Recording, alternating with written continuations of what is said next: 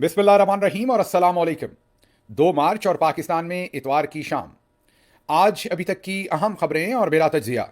आज की सबसे पहली खबर, आर्मी चीफ का तलबा से बहावलपुर के अंदर खिताब। आपको ये तो पता ही है कि पिछली कोर कमांडर कॉन्फ्रेंस और उसके बाद आर्मी चीफ और चंद जो सीनियर तरीन जनरल्स हैं या आर्मी चीफ के करीबी जनरल्स हैं, उनकी आपस में जो सलाह मशवरा हुआ था, उसमें ये फैसला किया गया था कि पाकिस्तान के नौजवान, पाकिस्तान की यूथ और स्टूडेंट्स, तलबा, जाहिर है वो हमसे बहुत दूर चले गए हैं, उनको किसी तरीके से एंगेज किया जाए। उनकी राय हमारे बारे में अच्छी नहीं है, इसलिए एग्रेसिव किस्म की एंगेजमेंट की जाए और उससे उन स्टूडेंट्स को अपने पास लाया जाए। इसीलिए आपने देखा कि आर्मी चीफ भी इससे पहले तलबा से खिताब कर चुके हैं, रावलपिंडी के अंदर भी, और इसी तरीके से डीजी आईएसपीआर मुतअद्दिद यूनिवर्सिटीज़ में जा चुके हैं, लम्स, आईबीए, इसी तरीके से एक दो मदरसाज के अंदर भी वो गए, और जहां पर भी गए एक दास्तान छोड़ आए। उसके बाद जो कुछ वहां से हुआ, हाल ही में लम्स में से जो नतीजा आया वो आपने देख लिया। अब आर्मी चीफ साहब जब बहावलपुर में उन्होंने तलबा से बातचीत की है, तो वहां से एक नतीजा तो सेम आया है, और वो नतीजा है गूंगी वीडियो। जी हाँ, हमने आपको बताया है कि जो भी इंटरेक्शन होती है उसमें वीडियोस गूंगी जारी की जाती हैं। आप कहेंगे पिछली दफ़ा आर्मी चीफ ने आवाज़ के साथ एक वीडियो जारी की थी, तो आप लोगों ने उनका क्या हशर किया था। याद कीजिए, जब उन्होंने ख़वातीन की इज्जत और एहतराम के बारे में वहाँ पर बात की थी और तलबा के साथ ही बात की थी, और उसके बाद हु आर यू का ट्रेंड चला था पाकिस्तान में, तो वो शायद वाहिद आवाज़ के साथ डीजी आईएसपीआर साहब ने भी हमेशा अपनी गूंगी वीडियोज़ ही जारी की तलबा से मिलने के बाद। खिताब करते हुए पीछे कोई तराना चल रहा होता है, नगमा चल रहा होता है, आखिर पर तालियों की आवाज़ आती है, और हाँ, कभी कभी जब ये नशस्त खत्म हो जाती है तो स्टूडेंट से अपनी मर्जी के बयानात की छोटे छोटे क्लिप्स रिकॉर्ड करवा के वो जारी किए जाते हैं। बिल्कुल ऐसा ही काम दोबारा से, मेरा ख्याल है कि लेसन लर्न, पिछली दफ़ा आर्मी चीफ साहब बोले थे, और जब बोले थे तो अवाम बदले में बहुत ज़्यादा फिर भूल गई थी, और वो याद कीजिए हु आर यू का कॉन्सेप्ट था, हाथ पाँव काट देने की बातें आर्मी चीफ ने की थी, कुरान की आयत बताई थी कि जो नबी करीम सल्लल्लाहु अलैहि वसल्लम और अल्लाह के खिलाफ खड़ा होता है उसके हाथ और पाँव काट देने चाहिए। ये पता नहीं फैसला कैसे हो गया था कि कौन उनके साथ खड़ा है और कौन उनके खिलाफ खड़ा है, ये शायद खुद से ही फैसला कर लिया गया था। लेकिन बहरहाल वो जब बोले थे तो उन पर शदीद तनकीद हुई थी। मेरा ख्याल वहाँ से लेसन लर्न करके इस दफ़ा पहली लर्निंग तो ये हुई कि बहावलपुर में दोबारा से पुराना अरेंजमेंट वापस आ गया है, और वो है कि गूंगी वीडियो जारी की गई है। आर्मी चीफ बात करते हुए नजर आ रहे हैं, तलबा तालियां बजाते हुए नजर आ रहे हैं, कोई आवाज़ नहीं है, तो एक तो गूंगी वीडियो है पहली चीज़। अच्छा, दूसरी उन्होंने जो बात की है, उन्होंने कहा है कि जब तक अजीम माएँ अपने बच्चे पाकिस्तान पर निछावर करती रहेंगी, कोई हमें नुकसान नहीं पहुंचा सकता। बड़ी तगड़ी बात है, बड़ी जज्बाती बात भी है। माएँ भी अजीम हैं, पाकिस्तान भी अजीम है। अब पहला सवाल तो मेरे जहन में टू बिगिन विद आता है, अगर जान किया मान पाऊँ, कि क्या 1971 में अजीम माएँ नहीं थी? क्या अजीम माओं ने बच्चों को पैदा नहीं किया हुआ था 1971 में? या तब वाली माएँ अजीम नहीं थी, अब वाली माएँ अजीम है? क्योंकि जो कुछ हुआ वो आपके सामने ही है। 1971 में हमें नुकसान तो पहुंच गया, क्योंकि उससे पहले और बाद में हमें अक्सर वही फिल्मी डायलॉग बताए जाते हैं कि पाकिस्तान कभी ना टूटने के लिए बना है। पाकिस्तान 27वीं रमज़ानुल मुबारक की रात को बना था, पाकिस्तान ने रहती दुनिया तक कायम रहना है। ये हमें जज्बाती डायलॉग बताकर और सेंसेशनलिज्म बेचकर हमें ट्रक की बत्ती के पीछे लगाया जाता है। हालांकि हमने देख लिया 16 दिसंबर 1971 को कायदे आज़म का बनाया हुआ आधा पाकिस्तान टूट चुका है। उस वक्त भी अजीम माएँ थीं, अजीम माओं ने बच्चे भी पैदा किए थे, जो जाहिर है लड़े भी होंगे, कुर्बानियां भी दी होंगी, लेकिन हम पाकिस्तान को बचा नहीं पाए। तो इसमें माओं का कसूर नहीं है, पहली बात ये। दूसरी तरफ आ जाते हैं। दूसरी बात यह है कि आपने कहा कि जब तक अजीम माएँ अपने बच्चे पाकिस्तान पर निछावर करती रहेंगी, तो मैं इसमें एक छोटी सी बात आपको बता देता हूँ, और वो ये बता देता हूँ कि माएँ तो आज भी बच्चों को निछावर कर रही हैं, लेकिन आज की जो अजीम माएँ हैं वो अपने बच्चों को बुनियादी तौर पर खलीजी ममालिक, यूरोप और अमेरिका के ऊपर निछावर कर रही हैं। अब आप कहेंगे मैं माओं का मजाक उड़ा रहा हूँ। नहीं, ऐसा नहीं है। किसी भी माएँ साझी होती हैं, माओं का मजाक नहीं उड़ाया जा सकता। जब बच्चे डिंकी लगाकर बेरहम लहरों के थ्रू यूरोप या अमेरिका पहुँचते हैं, और वो बच्चा घर से निकलता है एक छोटा सा बैग लेके कपड़ों वाला, पैसे उसकी जेब में जितने होंगे वो आपको अंदाज़ा ही होगा। डिंकी वही लगाएगा, अगर किसी के पास पैसे होंगे तो वीज़ा लगवा कर जहाज़ के जरिए जाएगा कहीं पे, डिंकी पे तो वही बेचारा जाएगा जिसके पास पूरे पूरे पैसे होंगे। तो जब माँ उसे भेज रही होती है तो उसे पता होता है कि कम से कम 70% चांस ये हैं कि मेरा लाल आगे नहीं पहुँचेगा, और ये समंदर की लहरों की नज़र हो जाएगा। वाकई वो माएँ अजीम होती हैं जो अपने बच्चों को उन लहरों की सुपुर्द करती हैं। किस लिए? क्योंकि उनके बच्चों के जो ख्वाब होते हैं वो उन्हें पाकिस्तान में पूरे होते हुए नज़र नहीं आते। ये जो अजीम माएँ हैं, ये आजकल अपने बच्चों को उन लहरों की सुपुर्द कर रही हैं और नज़र कर रही हैं। अक्सर इन अजीम माओं के बच्चे हम समंदर में, मेडिटेरेनियन समंदर के अंदर डूबते हुए सुनते हैं। ये माएँ दिल से अपने बच्चों को नहीं भेजती, बहुत ही मुसीबत में भेजती हैं, बड़ी तकलीफ में भेजती हैं। दूसरी बात यह कि अगर माएँ इसी तरीके से बच्चे लहरों की सुपुर्द करती रहीं तो जाहिर है ये दुख उन्हीं माओं का है, लेकिन किसी ना किसी का कसूर तो है। ये माएँ इस हद तक और ये बच्चे इस हद तक पाकिस्तान से मायूस क्यों हुए हैं कि उन्हें अब समंदर की इन लहरों की तरफ जाना पड़ता है। 13-13, 14-14 साल के बच्चे हैं जी हाँ, जो लाशें मिलती हैं, जो मरने वाले मिलते हैं, जो बाद में डाटा मिलता है, पता चलता है 14-14, 15-15, 13-13 साल के बच्चे जो हैं वो पाकिस्तान से मायूस होकर जा रहे हैं। किसने मायूस किया है? इन माओं को। ये जो अजीम माएँ हैं जो अपने बच्चों को आज लहरों पर निछावर कर रही हैं। आपका कहना तो ये है कि अजीम माएँ जब तक पाकिस्तान पर बच्चों को निछावर करती रहेंगी, पाकिस्तान को कोई नुकसान नहीं पहुंच सकता। तो फिर इन माओं के जज्बात को नुकसान किसने पहुंचाया? ये चोर, डाकू, लुटेरे पिछले 70 साल से ये आप ही के मुसल्लत किए हुए हैं। इन माओं को इस हालत तक आप ही ने, आपका मतलब आपके जो पहले वाले थे, जिन्हें हमेशा से करप्ट पॉलिटिशियन पसंद है, जिन्हें हमेशा से करप्ट लोगों को एनआरओ देना और उनके साथ डीलिंग करना पसंद है, ये उन्हीं का किया हुआ है सारा कुछ कि आज इन माओं को अपने बच्चों को जो है वो निशावर करना पड़ता है। क्योंकि यहाँ पर जो हालात हो रहे हैं, जिस तरह का अमनो अमान है, अमनो अमान के अंदर मीन सिक्योरिटी सिचुएशन के अंदर हम पूरी दुनिया में थर्ड वर्स्ट रैंकिंग कंट्री में कैटेगराइज हुए हैं। हमसे नीचे सिर्फ माली और नाइजीरिया है। हम नंबर 1 बनने के बिल्कुल करीब करीब हैं। अब बताइए, माएँ क्या अजीम माएँ अपने बच्चों को यहाँ निछावर करें, या फिर वो चाहती हैं कि यहाँ भी बच्चों ने शहीद होना है या मरना है या खुदा के पास जाना है? तो चलो 30% चांस तो है, अगर लहरों में से निकल के आगे चले गए तो हो सकता है उनकी ज़िंदगी बच जाए, हो सकता है वो एक बेहतर ज़िंदगी गुजार लें। क्योंकि ना ही पाकिस्तान में हमने उनके लिए कोई ख्वाब छोड़ा है, ना बराबर की तालीम छोड़ी है, ना सेहत छोड़ी है। आज गालिबन 9 से 10% लोगों को हेपेटाइटिस सी है पाकिस्तान में। आज 1.25 करोड़ से ज़्यादा पॉपुलेशन है जो हेपेटाइटिस सी में है। आज 2 करोड़ 60 लाख बच्चे स्कूल नहीं जा सकते। 26 मिलियन बच्चे जो हैं वो स्कूल से बाहर हैं। ये इन्हीं अजीम माओं के बच्चे हैं। या फिर वो जो 26 मिलियन बच्चे स्कूल से बाहर हैं, 2 करोड़ 60 लाख, उनकी माएँ अजीम नहीं हैं, वो बच्चे अजीम नहीं हैं। और दूसरी बात यह है कि जो तरक्की याफ्ता कौमें हैं वो बच्चों को निछावर करके तरक्की नहीं करती। वहाँ पर मोटो ये नहीं है कि माएँ, अजीम माएँ बच्चे पैदा करती जाएँ और कौम पर निछावर करती जाए, नहीं। अजीम कौमें अपने बच्चों को तालीम देती हैं, सेहत देती हैं। और आजकल तो टेक्नोलॉजी का ज़माना है, जहाँ पर 100 लोग लड़ सकते हैं, वहाँ पर एक हुनरमंद टेक्नोलॉजी से लेस शख्स या बच्चा जो है वो 100 के मुकाबले में 2 बच्चे जो हैं उस पर भारी आएंगे। तो अजीम कौमें जो हैं वो अपनी जो जनरेशन हैं उनको उनकी ह्यूमन डेवलपमेंट के ऊपर, ह्यूमन रिसोर्स डेवलपमेंट के ऊपर इन्वेस्ट करते हैं। वो उनकी तालीम पर, सेहत पर, उनकी टेक्निकल ट्रेनिंग के ऊपर स्पेंड करते हैं, ना कि ये जज्बाती जो पुराने डायलॉग हैं, रवायती डायलॉग हैं हमारे, हमें किताबों से बाहर आना चाहिए। ये डायलॉग हम बोल बोल कर अभी तक लोगों को बस बेवकूफ़ बनाते आए हैं। हमारी औकात जो है वो पूरी दुनिया के अंदर टके की नहीं रही। आपको पता ही है, हम तो किसी ज़माने में ये मुहावरे में कहते थे कि तेरी 2 टके की औकात है। बांग्लादेश जो उस वक्त ईस्ट पाकिस्तान था, उनको नीचा दिखाने के लिए आज वाकई हमारा रुपया जो है वो तकरीबन 2.5 से 3 टके के बराबर हो गया है। तो वाकई हमारी औकात जो है वो अब 2 टके की नहीं रह गई, उससे ऊपर की हो गई है। सिक्योरिटी शोबे में मैं आपको बता ही चुका हूं जो कुछ है। ये जो हमारे डायलॉग हैं, आईनी हाथों से निपटा जाएगा, बाल बीका नहीं कर सकता कोई भी हमारे मुल्क का, पाकिस्तान हमेशा रहने के लिए बना है, वगैरह वगैरह हजूर वाला, इन डायलॉगों से हमें बाहर निकलना पड़ेगा। और ये जो नौजवान हैं ये ऐसी बातों पर हंसते हैं। ये मॉडर्न इरा के नौजवान हैं, टेक्नोलॉजी से लेस हैं इनमें से बहुत सारे, जो तो बेचारे नहीं हैं, जिनका मैंने आपको बताया 2 करोड़ 60 लाख तो अभी स्कूलों से बाहर हैं, और इससे पहले भी स्कूलों से बाहर होंगे। तो एक करोड़ों की जनरेशन हमने जिनको तालीम ही नहीं दी, वो बेचारे तो चले शायद ना समझ पाते हों, वो आपकी जज्बाती बातों में आ जाते हों, लेकिन बड़ी तादाद जो स्कूलों में जा पाती है वो अब आपकी ऐसी बातों के ऊपर हंसते हैं, क्योंकि उनको पता है कि 1971 में, जैसे मैंने कहा कि कौमें, माँ भी अजीम थी, माएँ भी अजीम थी, कौमें भी अजीम थी, कौम भी अजीम थी, माएँ भी अजीम थी, बच्चे भी पैदा किए, निछावर भी करने वाली माएँ थी, लेकिन फिर मुल्क 2 टुकड़े हो गया था।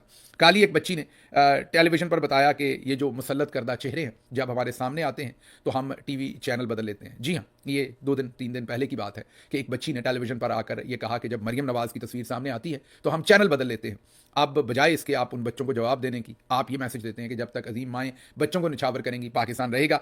आप पर इस वक्त जो इल्ज़ाम है वो इलेक्शन चोरी करने का है आर्मी चीफ साहब, आपको उसका जवाब देना पड़ना है। कौम उसका जवाब मांग रही है और उसका जवाब एक ही तरह से है कि आप अपने आप को सियासत से अलग करें, आप अपने गैर आइनी काम से अपने आप को अलग करें, आइनी हदूद में वापस लेकर जाएं, जो आपका दिफा का काम है उसके ऊपर फोकस करें और कौम ने जिसको मैंडेट दिया है उसको हुकूमत करने दें। जो जंगें हैं या दिफा है मुल्क का, वो फौजें नहीं कौमें करती हैं, और कौम को इकट्ठा रियासत ने करना होता है। लेकिन ऐसी रियासत कभी भी कौम को इकट्ठा नहीं कर सकती जो कौम का जो इज्तमाई शऊर है उसे ही लूट ले, जो कौम की जो इज्तमाई सोच है उसे लूट ले और उनके ऊपर डाकू, चोर, लफंगे जो हैं उनको लाकर बिठा दे और फिर ज़बरदस्ती ये क्लेम करे कि अब हम इनको क्योंकि ले आए हैं तो अब आपने इन्हें हर सूरत फॉलो करना है। अब आप ये मतलब बातें तो कर सकते हैं लोगों से, ये सारी की सारी बातें, जैसे कुछ अर्सा पहले मुनीब फारूक साहब ने भी कहा था कि आर्मी मकबूलियत से नहीं डरती, आर्मी चीफ मकबूलियत से नहीं डरते। उन्होंने कौन सा इलेक्शन लड़ना है? जी हाँ, ये मैं नहीं कह रहा, ये आपके टाउट ने कहा था टेलीविजन पर। तो अगर आपने इलेक्शन नहीं लड़ना और आपको मकबूलियत की कोई फिक्र नहीं, जैसा कि मुनीब फारूक ने हमें बताया था, तो फिर आप ये स्कूल, कॉलेजों, यूनिवर्सिटियों में क्या करने जा रहे हैं? फिर आप ये बच्चों के आनी हाथों का सामना कैसे करते हैं? फिर लम्स के बच्चों ने जो कुछ किया वो आपके साथ क्यों हो रहा है? आपको मकबूलियत की फिक्र है और कबूलियत की भी फिक्र है। आपको पता है कि अवाम में अब वो मकबूलियत नहीं रही, उसी मकबूलियत को लेने के लिए ही आपको यूनिवर्सिटीज़ में, कॉलेजेस में जाना पड़ रहा है। आपको फ़र्क पड़ता है, ये अलग बात है कि आपके टाउट हमें बताते हैं कि आपको फ़र्क नहीं पड़ता क्योंकि आपने कौन सा इलेक्शन लड़ना है। लेकिन अब आप देख रहे हैं तो वो बिल्कुल अपोजिट है। डीजी एसपीआर भी जा रहे हैं, आर्मी चीफ भी जा रहे हैं। तो ये पहली खबर थी जो आपके सामने रखनी थी। अगली खबर जो है वो आपके सामने वज़ीरिस्तान से रखते हैं। शुमाली वज़ीरिस्तान में आज ईदक के मुकाम पर फिर एक बम हमला किया गया है और जानलेवा साबित हुआ है। बमबार के हमले से 2 हमारे फौजी शहीद हो गए। जी हाँ, दुरुस्त सुन रहे हैं, हमारे 2 फौजी शहीद हो गए। इसी तरह लाहौर में एक पुलिस कांस्टेबल को, जिसका नाम कुर्बान अली है, उसको तालिबान के गुल बहादुर जो उनका ग्रुप है, उसने जिम्मेदारी कबूल कर ली है कि उन्होंने ऑल द वे लाहौर आके एक पुलिस कांस्टेबल कुर्बान अली को वहाँ पर शहीद कर दिया है, उसका कत्ल कर दिया है। अब इसकी भी अभी मौमा बाहर निकलेगा। जिम्मेदारी तो उन्होंने कबूल कर ली, क्यों किया है, इसमें क्या पीछे बैकग्राउंड है, ये जब हमें पता चलेगा तो आपके सामने रखेंगे। तीसरी तरफ बहुत ही खतरनाक खबर है, ये आर्मी चीफ साहब के मैं गोशगुजार रखना चाहता हूँ, क्योंकि वो तो आजकल चोलिस्तान जाते हैं, मेला मवेशियाँ जाते हैं, या स्टूडेंट्स को जाकर कुरानी आयात का बताते हैं, या ये कहते हैं कि हमारा सियासत से कोई लेना देना नहीं, इन कामों में मसरूफ़ हैं। तो आपको बता दें कि आप ही के पाकिस्तान में दूसरी तरफ क्या होता रहा है। Balochistan liberation army, Baloch liberation front, Baloch republican guards और सिंधु देश आर्मी, इनका एक बलूचिस्तान और सिंध की ये अस्करियत पसंद या अलहदगी पसंद, या आप इन्हें टेररिस्ट कह लें, जो आपने इनको कहना है, वो तंजीमों का इजलास हुआ है। ये इजलास 3 दिन जारी रहा है। मैं नहीं कह रहा, बीबीसी रिपोर्ट कर रहा है, स्क्रीन पर आपको दिखा भी रहे हैं। बीबीसी ने रिपोर्ट किया बाकायदा इन लिबरेशन फ्रंट्स और आर्मीज जो भी इन्होंने बनाई हुई हैं उनके नाम लेके, और वो ये कह रहे हैं कि ये इजलास बलूचिस्तान और सिंध की पहाड़ियों पर 3 दिन तक जारी रहा है। मतलब पाकिस्तान के अंदर ये इजलास होता रहा है, ये बीबीसी रिपोर्ट कर रहा है। और इस इजलास के बाद उन्होंने अपना एलामिया भी जारी किया है। इसको कहते हैं रियासत के अंदर रियासत बनना। उन्होंने अपना एलामिया जारी किया, और एलामिया में क्या कहा है उन्होंने कहा एक तो बलोच कौमी फौज की तश्कील देंगे, आप बलोच कौम पर मुश्तमिल एक पूरी बलोच कौम जहाँ जहाँ है वहाँ पर एक फ़ौज की तश्कील देंगे जो पाकिस्तान की फ़ौज से लड़ेगी। ये एलामिया का पहला हिस्सा है।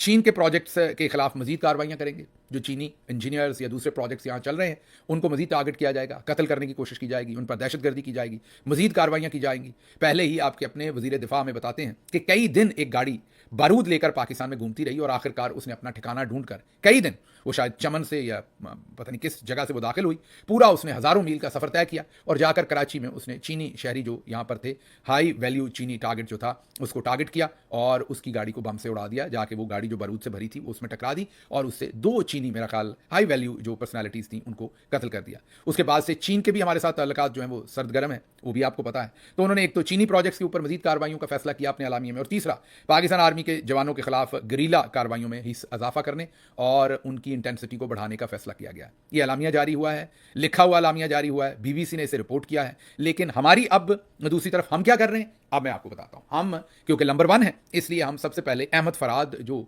कश्मीरी शायर है उसको तोड़ने की कोशिश कर रहे हैं, क्योंकि वो फ्रीडम ऑफ स्पीच की बात करता है, क्योंकि वो रूल ऑफ लॉ की बात करता है, क्योंकि वो इंसानी हकूक की बात करता है, और हमने उसे तोड़ना है। पहले हमने ISI से उसे उठवाया, वो बाज नहीं आया, हमने उसकी बीवी पर कत्ल का मुकदमा डाल दिया, बार बार रिमांड उसकी बीवी का दिलवाया। आज तो हालात यहां तक पहुंच गए कि जब उसकी बीवी ने आकर अदालत में बताया कि मुझ पर तशद्दुद किया गया है, तो जो जज साहबा थी शाइस्ता कुंडी, जी हाँ शाइस्ता कुंडी, और शाइस्ता कुंडी नामी जज साहबा थी, उन्होंने भरी अदालत में अहमद फराद की बीवी को कहा कि अगर आपके जिस्म पर तशद्दुद के कोई निशानात हैं तो कमीज़ उठाइए और दिखाइए। अदालत भरी हुई थी और मर्दों के साथ भरी हुई थी वहाँ पर, और जज शाइस्ता कुंडी वहाँ पर कह रही हैं कि अपनी कमीज़ उठाइए और दिखाइए आपको कहाँ ज़ख्म आए। हालांकि जज साहबा मेडिकल का ऑर्डर कर सकती थी, ये अलग बात है कि मेडिकल बाद में ठीक नहीं होना था, और हाँ अगर उन्होंने निशानात देखने थे तो अपने चैम्बर में ले जाती, उनसे इजाज़त लेती कि क्या आप एक खातून पुलिस एहलकार को 1 या 2 को साथ ले जाती और वहाँ पर उन्हें ये रिक्वेस्ट कर लेती कमरे में अलग जहाँ पर मर्द ना होते। लेकिन हमारी मसरूफियत आजकल ये है, हम अहमद फराद और उसकी बीवी को तोड़ने में लगे हुए हैं।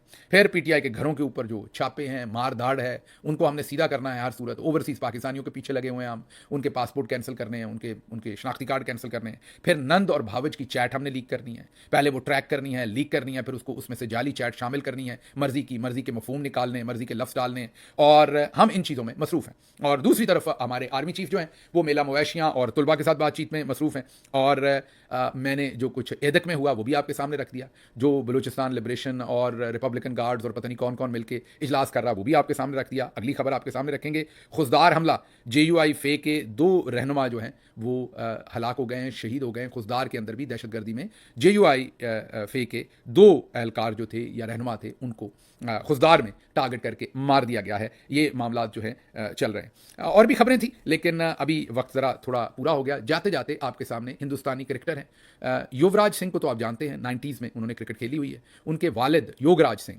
एक हिंदुस्तानी एक्टर भी हैं, वो पंजाबी मूवीज़ के अंदर उन्होंने एक्टिंग भी कर रखी है और वो क्रिकेटर भी रहे हैं हिंदुस्तानी पहले। उन्होंने इमरान खान साहब के बारे में क्या फरमाया है, चलते चलते आपको सुनवाते हैं, सुनिए। मैं सबसे पूछना चाहता हूं एक सवाल और, चलो, क्या आप इमरान खान को कभी जेल में मिलने गए हैं, जो अपने देश के लिए लड़ रहा है, इंसानियत के लिए लड़ रहा है, तुम लोगों के लिए लड़ रहा है? अरे आप लोगों को लाके उसने तुम्हारी जिंदगी बना दी, गौरव वर्ल्ड कप जिता दिया जबकि वो 42 साल की उम्र के थे। क्या कभी उनको कोई मिलने गया है? नहीं। हम अमृतसर में खेल रहे थे, मैं नॉर्थ जोन की टीम से खेल रहा था, इंडिया में कमबैक कर रहा था टीम में, और बिशन सिंह बेदी हमारे कैप्टन थे। तो सडनली हम सब लोग बैठे थे, तो बात आई, अरे आ गया आ गया आ गया आ गया, उठो आ गया उठो आ गया, तो सब पाकिस्तान के प्लेयर उठ के खड़े हो गए। मैं कहा कौन आ गया? तुम मुड़ के देखा तो इमरान खान साहब सब उतरते आ रहे पौड़ी से। चलो भाई चलो मंडे शाबाश, चलो भाई बचा गया, राउंड मारेंगे। तो इमरान खान के बारे में मैं क्या कहूं? मैं ये कहूंगा इतना खूबसूरत, इतना बड़ा इंसान, इतना एजुकेटेड, और दूसरे के लिए क्या जरूरत पड़ी थी कुछ करने की? आज वो जेल में बैठे, किस लिए बैठे? अपने देश के लिए बैठे हैं, अपने देशवासियों के लिए बैठे हैं। वो एक देश को इंप्रूव करना चाहते हैं, लेकिन ये बदकिस्मती है कि हम इंप्रूव होना नहीं चाहते। बाबर क्या प्लेयर है सर, क्या बॉलर्स हैं, अरे 150 मील की स्पीड पे, किलोमीटर की स्पीड पे बॉल करते हैं, हैंडसम। लेकिन बच्चों को संवारने वाला एक बाप चाहिए, मेंटर चाहिए, कोच चाहिए, मां चाहिए, गले लगाने वाला चाहिए। ये बैठ के गालियां देते, ये बैठ के गालियां टेलीविजन पे दे रहे हैं, मुझे बताओ, सारी दुनिया वालों से पूछता हूं कितनी अच्छी बात है। मेरे लिए महेंद्र सिंह धोनी और कपिल देव अपनी अपनी जान से भी ज्यादा प्यारे हैं। अरे हीरे कभी कभी मिलते हैं, कोहिनूर का हीरा कभी कभी मिलता है, उसको तोड़ो मत। उस आदमी की बात सुनो, वो क्या कहना चाहता है, क्या करना चाहता है। क्यों हम अपने देश को खराब कर रहे हैं? मैं चाहता हूं सारे खुश रहें, सब तरक्की करें, सब एक दूसरे के साथ प्रेम बंधन से रहें। इमरान खान, मेरा बड़ा दिल करता है कि उनको मिलने का, मेरा मैसेज भी पहुंचा दीजिए कि आप सच्चे रास्ते पे जा रहे हैं, खुदा हमेशा आपके साथ है। आपने सुन लिया उन्होंने इमरान खान साहब के बारे में क्या कहा, और जिन क्रिकेटर्स को इमरान खान ने डेवलप किया, ग्रूम किया, इंटरनेशनल पर्सनालिटीज बनाया, उनके बारे में क्या कहा है आपने सुन लिया। मेरा कोई तजिया नहीं, मुझे यहां से इजाजत दीजिए। अल्लाह आपका हामी और नासिर हो। पाकिस्तान जिंदाबाद।